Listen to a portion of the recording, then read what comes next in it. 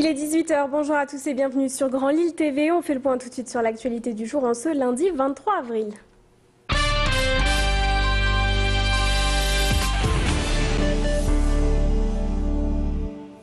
Et on ouvre une large page politique. On revient en détail sur les résultats du premier tour des présidentielles. Sur Grand Lille TV, on s'intéresse plus particulièrement aux chiffres donc, de la région.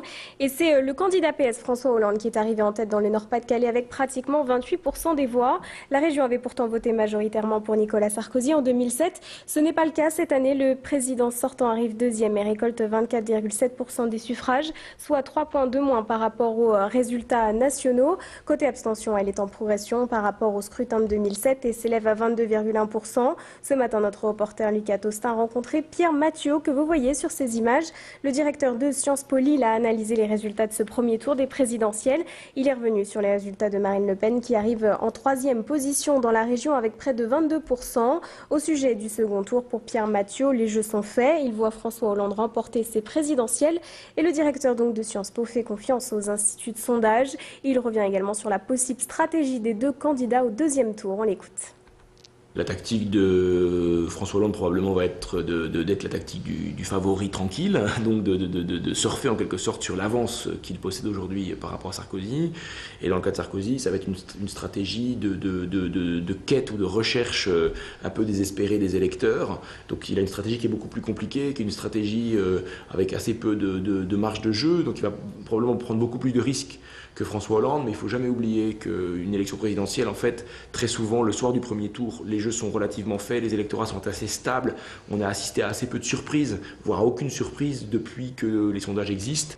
Et derrière les deux favoris se place donc Marine Le Pen. La candidate du Front National n'est pas au second tour, mais obtient tout de même 21,91% des voix dans le Nord, 23,6% dans la région et un score plus faible de 13,7% à Lille. La candidate du FN se place donc juste derrière Nicolas Sarkozy à 0,2% des voix. Ce matin, Steve Briouat a donné une conférence de presse dans le fief d'Hénin-Beaumont, ville où Marine Le Pen arrive en tête et a récolté plus de 35% des voix. Le secrétaire général du FN s'est félicité des bons résultats du parti d'extrême droite. Pour l'instant, aucune consigne de vote ne sera donnée avant le 1er mai, date où Marine Le Pen pourrait donc se prononcer. Mais la grande question concerne le report des voix. Que vont faire donc les militants FN au second tour? Visiblement, les avis sont partagés. Écoutez ces réactions recueillies par Macha Grunessen.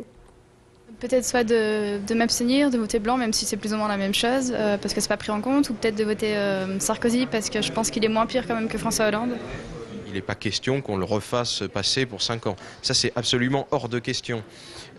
Après, comme il n'est pas non plus question qu'on aille vers François Hollande, je pense que la plupart des électeurs de Marine Le Pen s'abstiendront ou voteront nul. Personnellement, je n'ai jamais voté Sarkozy. C'est pas maintenant que je le ferai. Je pense qu'il y aura pas mal de gens qui vont voter blanc.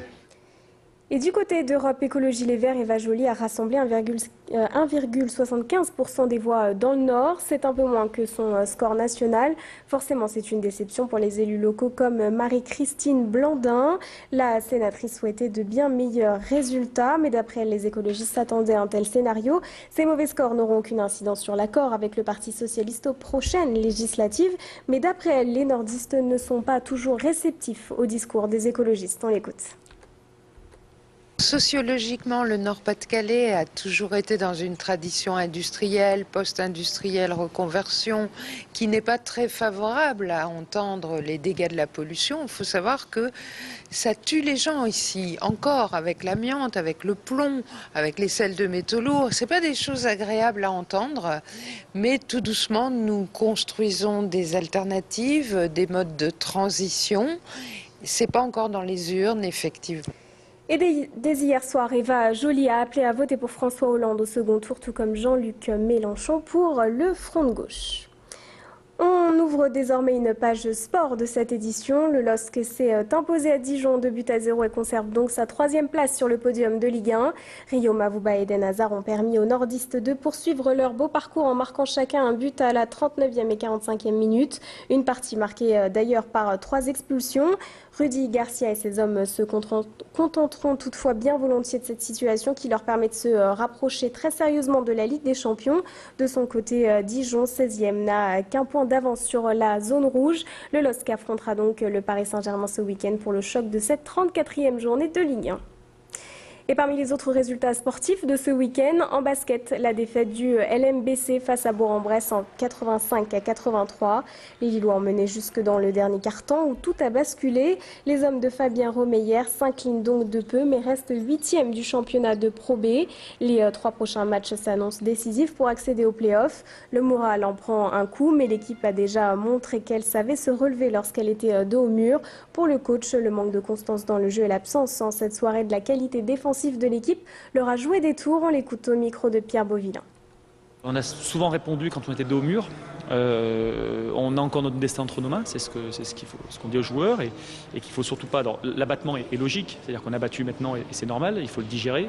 Maintenant, il faut que dès lundi, on se projette sur Aix-Maurienne et il n'y a pas de raison que si on est dans une bonne logique de travail et qu'on revienne à une vraie logique défensive, il n'y a pas de raison qu'on ne s'impose pas à Aix-Maurienne, comme on peut s'imposer à Bordeaux.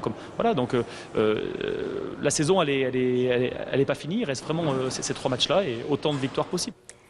C'est la fin de cette édition. Merci à vous de l'avoir suivi. On fait un point tout de suite sur vos prévisions météo ainsi que sur l'état du trafic. À tout de suite.